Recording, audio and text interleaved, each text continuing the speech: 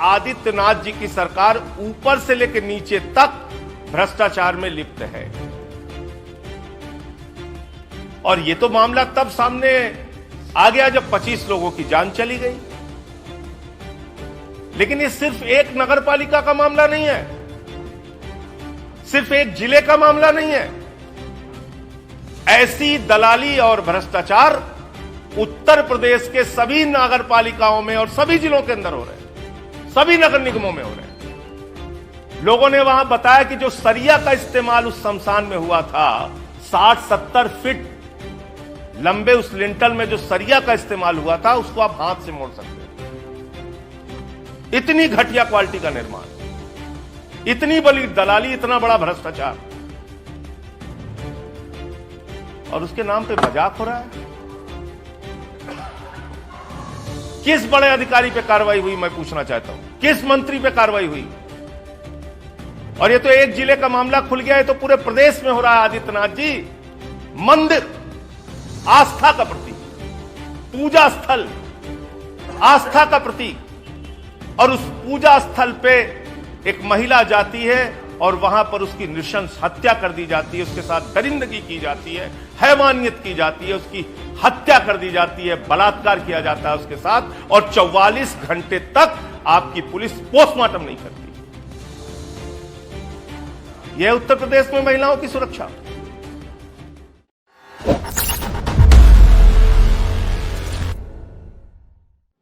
मुरादनगर में शमशान में दलाली का जो मामला सामने आया, जिसमें 25 लोगों की जान चली गई, उनके परिवारों से मैं मिलने गया था। उनके परिवार के लोग दुखी हैं, पीड़ित हैं, आक्रोशित हैं। पीड़ा का आलम यह है कि वो अपने घर से अपने परिजन की लाश लेके शमशान गए थे, लेकिन उन्हें नहीं मालूम था कि आदित्यनाथ सरकार के भ्रष्टाचार के कारण, शमशान में दलाली खाने के कारण 25 लोगों की जान शमशान में चली जाएगी और वहां से उनको लाश लेके आना पड़ेगा। स्थानीय लोगों ने यह बताया कि जो वर्तमान चेयरमैन है, इसकी कई बार पहले भी शिकायत हो चुकी है, उसके खिलाफ अब तक कोई कार्रवाई नहीं हुई। विभागीय मंत्री, विभागीय अधिकारी के खिलाफ कोई कार्रवाई नहीं हुई। और इससे साफ तौर पे साबित होता है कि आदित्यनाथ जी की सरकार ऊपर से लेकर नीचे तक भ्रष्टाचार में लिप्त है। और यह तो मामला तब सामने आ गया जब 25 लोगों की जान चली गई। लेकिन यह सिर्फ एक नगर पालिका का मामला नहीं है, सिर्फ एक जिले का मामला नहीं है। ऐसी दलाली और भ्रष्टाचार उत्तर प्रदेश के सभी नगर पालिकाओं में और सभी जिलों के अंदर हो रहे हैं, सभी नगर निगमों में हो रहे हैं। निर्माण कार्य में भ्रष्टाचार, कर्मचारियों की नियुक्ति में भ्रष्टाचार, सफाई कर्मचारियों को रखने में भ्रष्टाचार, और इसके लिए जब कोई बड़ी घटना हो जाती है, आप लोग मीडिया वाले या हम लोग कोई मुद्दा उसको बनाते, कहते हैं एसआईटी बना दिया साहब। ये एक नया मजाक हो गया आदित्यनाथ सरकार का, और ये एक सुरक्षा कवच हो गया आदित्यनाथ सरकार के लिए। एसआईटी बना दो। कोरोना में दलाली खाई गई, पीपीई किट में दलाली खाई गई, ऑक्सीमीटर में दलाली खाई गई, थर्मोमीटर में दलाली खाई गई। एसआईटी बना दो। एसपी ने रंगदारी मांगी, व्यापारी इंद्रकांत त्रिपाठी की हत्या करा दी, एसआईटी बना दो। बिखरू कांड हुआ, एसआईटी बना दो। नतीजा क्या निकला, कुछ नहीं पता। तो जितनी घटनाएं उत्तर प्रदेश में हुई जिसमें एसआईटी बनाई गई है अब तक, उसके नतीजे क्या निकले, इसकी जांच के लिए भी एक एसआईटी बना दो। बना दो एसआईटी आप। तो एसआईटी जो है वो इस सरकार के लिए सुरक्षा कवच बन गई है। लोगों ने वहां बताया कि जो सरिया का इस्तेमाल उस शमशान में हुआ था, 60-70 फीट लंबे उस लिंटल में जो सरिया का इस्तेमाल हुआ था, उसको आप हाथ से मोड़ सकते हैं। इतनी घटिया क्वालिटी का निर्माण, इतनी बड़ी दलाली, इतना बड़ा भ्रष्टाचार, और उसके नाम पे मजाक हो रहा है। किस बड़े अधिकारी पे कार्रवाई हुई, मैं पूछना चाहता हूं, किस मंत्री पे कार्रवाई हुई? और ये तो एक जिले का मामला खुल गया है, तो पूरे प्रदेश में हो रहा है आदित्यनाथ जी। इसलिए मैं फिर दोहरा रहा हूं, आपकी सरकार ऊपर से लेकर नीचे तक भ्रष्टाचार में लिप्त है, और कार्रवाई न करना इस बात का संकेत देता है कि दाल में काला नहीं, बल्कि पूरी की पूरी दाल काली है।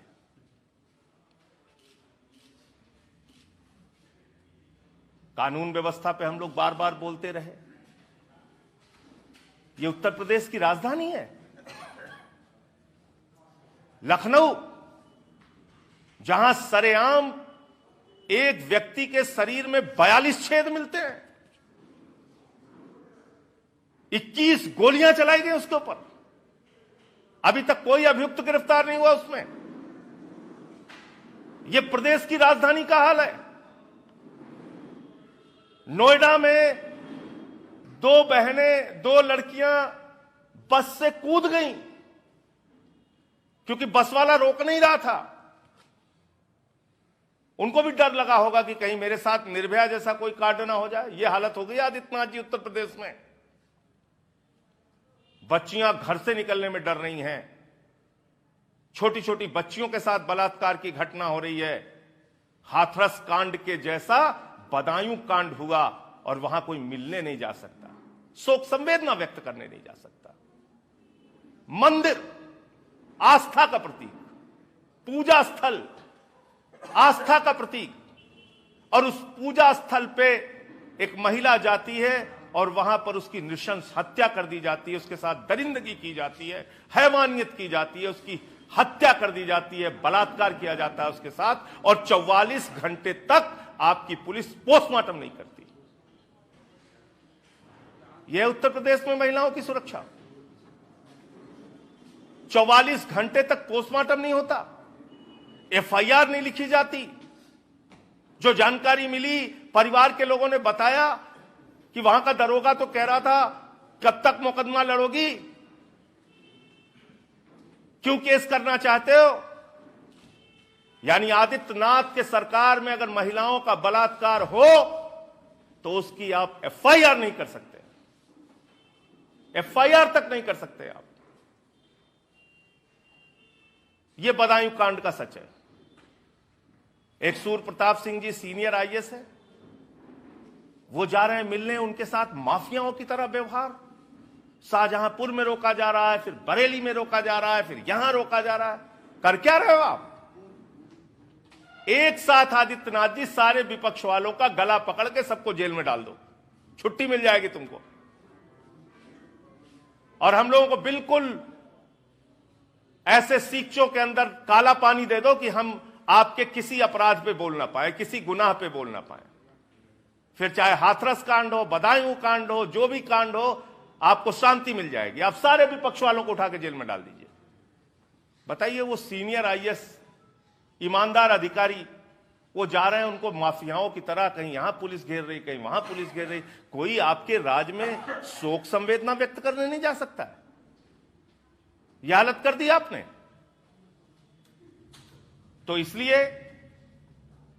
मैं फिर दोहरा रहा हूं, मुरादनगर कांड में जो शमशान में दलाली खाई गई है, उसमें कार्रवाई सरकार ने इसलिए नहीं की कि यह खेल सिर्फ मुरादनगर और गाजियाबाद में नहीं, बल्कि पूरे उत्तर प्रदेश में चल रहा है, और आदित्यनाथ की सरकार भ्रष्टाचार में आकंठ डूबी हुई है। नंबर 1, वहां के परिवार के लोग दहशत और पीड़ा में हैं। उनको सरकारी नौकरी देने की बात तो कही गई है, लेकिन कोई निश्चित समय निर्धारित नहीं किया गया है। उनको 1 करोड़ रुपए का मुआवजा परिवार के लोगों को मिलना चाहिए, क्योंकि उनका सब कुछ तबाह हो गया। और ये 25 लोगों का दुर्घटना में मौत नहीं हुई है, बल्कि ये 25 लोगों की भ्रष्टाचार के कारण, आदित्यनाथ सरकार के भ्रष्टाचार के कारण हत्या हुई है। मैं फिर दोहरा रहा हूं। और बदायूं कांड में कौन कौन से लोग शामिल थे और किन किन लोगों की लापरवाही के कारण समय पर कार्रवाई नहीं हुई,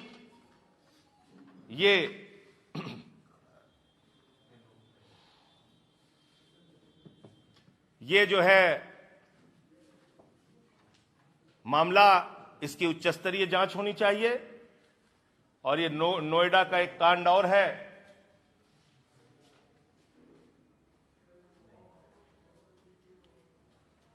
एक युवक की बहन से बदसलूकी हो रही थी तो उसको चाकू से मार दिया गया, उसकी हत्या कर दी गई।